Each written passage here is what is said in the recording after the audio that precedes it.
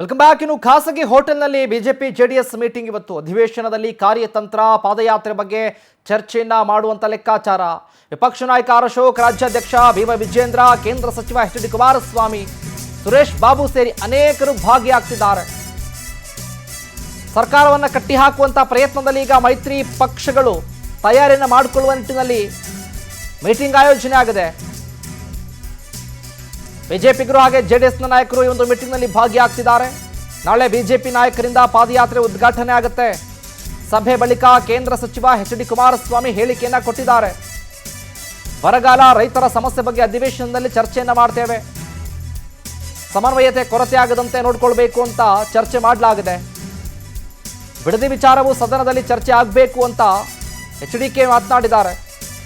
ಖಾಸಗಿ ಹೋಟೆಲ್ನಲ್ಲಿ ಮೀಟಿಂಗ್ ಆದ ನಂತರದಲ್ಲಿ ಮಾತನಾಡಿರೋದು.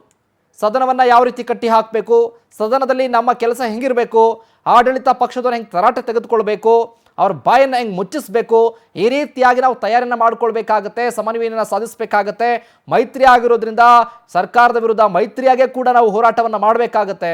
ಇದರ ಜೊತೆಗೆ ಬರ ವಿಚಾರ, ಮೇಕೆದಾಟು ವಿಚಾರ, ಕಾವೇರಿ ವಿಚಾರ, ಇದರ ಜೊತೆಗೆ ಎಲ್ಲಕ್ಕಿಂತ ಹೆಚ್ಚಾಗಿ ಇನ್ನು ಬಿಡದಿಯ ಟೌನ್ಶಿಪ್ನ ವಿಚಾರಕ್ಕೆ ಸಂಬಂಧಪಟ್ಟ ಹಾಗೆ ಚರ್ಚೆಯನ್ನು ಮಾಡ್ತೇವೆ ಅಂತ ತಿಳಿಸಿದ್ದಾರೆ.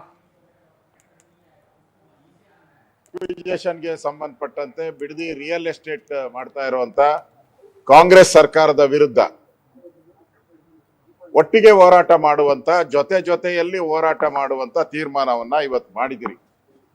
ನಾಳೆ ನಾನು ಕೂಡ ಸುಮಾರು 10:30ಗೆ ಬಿಡದಿಯ ಒಂದು ಇನಾಗ್ರೇಷನ್ ಏನಿದೆ, ಪಾದಯಾತ್ರೆ ಇನಾಗ್ರೇಷನ್, ನಾನು ಕುಮಾರಸ್ವಾಮಿ ಅವರು ಭಾಗವಹಿಸ್ತಾ ಇದ್ದೀರಿ.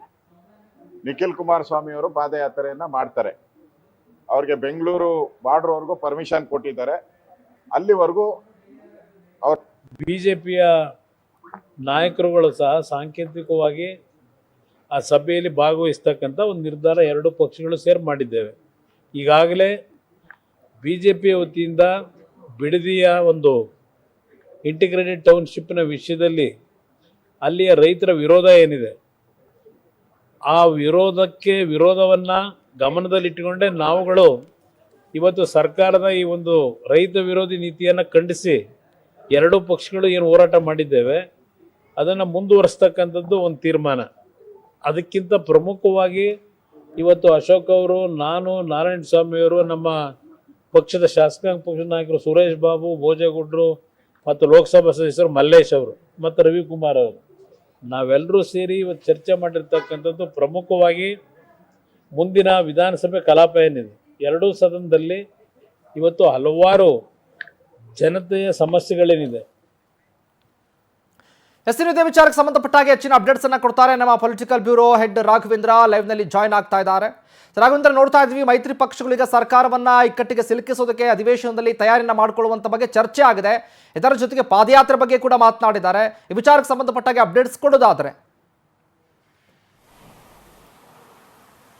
ಶಿವಕುಮಾರ್, ಪ್ರಮುಖವಾಗಿ ಏನೋ ಮುಂಬರುವ ಅಧಿವೇಶನದಲ್ಲಿ ಜಂಟಿಯಾಗಿ ಹೋರಾಟವನ್ನು ಮಾಡೋದಕ್ಕೆ ಇದೀಗ ಮಿತ್ರ ಪಕ್ಷಗಳು ಒಟ್ಟಾಗಿರ್ತಕ್ಕಂಥದ್ದು. ಈ ನಿಟ್ಟಿನಲ್ಲಿ ಇವತ್ತು ಒಂದು ಸಭೆಯನ್ನು ಮಾಡಿ ಒಂದು ಸಮನ್ವಯ ಸಮಿತಿಯನ್ನು ರಚನೆ ಮಾಡ್ಕೊಂಡಿರ್ತಕ್ಕಂಥದ್ದು. ಬಿಜೆಪಿಯಿಂದ 5 ಜನ, JDS-ಇಂದ 5 ಜನ ಒಂದು ಸಮನ್ವಯ ಸಮಿತಿ ಸಭೆಯಲ್ಲಿ ಇರ್ತಾರೆ. ಆ ಸಮನ್ವಯ ಸಮಿತಿ ಸಭೆಯಂತೆ ನಿರ್ದೇಶನದಂತೆ ಕೆಲವು ಹೋರಾಟಗಳನ್ನು ಮುಂದಿನ ಅಧಿವೇಶನದಲ್ಲಿ ಮಾಡೋದಕ್ಕೆ ಇದೀಗ ಸಿದ್ಧತೆಯನ್ನು ಮಾಡ್ಕೊಂಡಿದೆ. ಇದು ಒಂದು ಪಾರ್ಟ್ ಆದರೆ, ಇನ್ನು ನಾಳೆಯಿಂದ 2 ದಿನಗಳ ಮಟ್ಟಿಗೆ ನಿಖಿಲ್ ಅವರ ನೇತೃತ್ವದಲ್ಲಿ ಒಂದು ಪಾದಯಾತ್ರೆಯನ್ನು ಮಾಡೋದಕ್ಕೆ ಇದೀಗ JDS ಮತ್ತು BJP ತೀರ್ಮಾನ ಮಾಡಿರ್ತಕ್ಕಂಥದ್ದು. ಪಾದಯಾತ್ರೆಯ ಉದ್ಘಾಟನಾ ಕಾರ್ಯಕ್ರಮಕ್ಕೆ BJPಯ ನಾಯಕರು ಭಾಗಿಯಾಗ್ತಾರೆ, ನಂತರ ಕುಮಾರಸ್ವಾಮಿ ಅವರು ಸಹ ಭಾಗಿಯಾಗ್ತಾರೆ. ಮುಂದಿನದು ನಿಖಿಲ್ ಕುಮಾರಸ್ವಾಮಿ ಒಂದು ಪಾದಯಾತ್ರೆ ಮಾಡಿಕೊಂಡು ಏನೋ ಕೆಂಗೇರಿಯವರೆಗೂ ಸಹ ಪಾದಯಾತ್ರೆಯನ್ನು ಮಾಡ್ತಾರೆ 2 ದಿನದ ಮಟ್ಟಿಗೆ. ಇಲ್ಲಿ ಪ್ರಮುಖವಾಗಿ ಬಿಡದಿ ಟೌನ್ಶಿಪ್ ವಿಚಾರವಾಗಿ JDS ಅವತ್ತಿಂದನೂ ಸಹ ಹೋರಾಟವನ್ನು ಮಾಡ್ತಾ ಇದೆ. ಇದೀಗ ಸಹ ಹೋರಾಟವನ್ನು ಮುಂದುವರಿಸಿರ್ತಕ್ಕಂಥ, ಅದಕ್ಕೆ ಹೆಗಲನ್ನು BJP ಕೊಡ್ತಾ ಇದೆ ಅಂತಲೇ ಹೇಳ್ಬೋದು. ಇನ್ನು ಇದನ್ನು ಹೊರತಾಗಿ ಸದನದಲ್ಲಿ ಪ್ರಮುಖವಾಗಿ ನಾಗೇಂದ್ರ ಅವರ ವಿಚಾರವಾಗಿ ಅದನ್ನು ಅಸ್ತ್ರವಾಗಿ ಮಾಡಿಕೊಂಡು ನಾಗೇಂದ್ರ ಅವರ ರಾಜೀನಾಮೆಯನ್ನು ಪಡೆಯೋದಕ್ಕೆ ಎರಡೂ ಪಕ್ಷಗಳು ಸಹ ಸಿದ್ಧತೆಯನ್ನು ಮಾಡ್ಕೊಂಡಿರ್ತಕ್ಕಂಥದ್ದು, ತೀರ್ಮಾನವನ್ನು ಮಾಡಿದ್ದಾವೆ. ಹೀಗಾಗಿ ಕಳಂಕಿತರಿಗೆ ಸಚಿವ ಸ್ಥಾನವನ್ನು ಕೊಟ್ಟಿದ್ದಾರೆ. ಕೂಡಲೇ ಅವರನ್ನು ಸಂಪುಟದಿಂದ ಕೈ ಬಿಡಬೇಕು ಅನ್ನೋ ನಿಟ್ಟಿನಲ್ಲಿ ಒಂದು ವಾಗ್ವಾದವನ್ನು ಮಾಡುವ ಮುಖಾಂತರ ಸರ್ಕಾರವನ್ನು ಇಕ್ಕಟ್ಟಿಗೆ ಸಿಲುಕೋದಕ್ಕೆ ಮುಂದಾಗಿರ್ತಕ್ಕಂಥದ್ದನ್ನು ನಾವು ಗಮನಿಸಬಹುದಾಗಿದೆ. ಶಿವಕುಮಾರ್, ಥ್ಯಾಂಕ್ ಯು ರಾಘವೇಂದ್ರ, ನಿಮ್ಮೆಲ್ಲ ಮಾಹಿತಿಗಾಗಿ.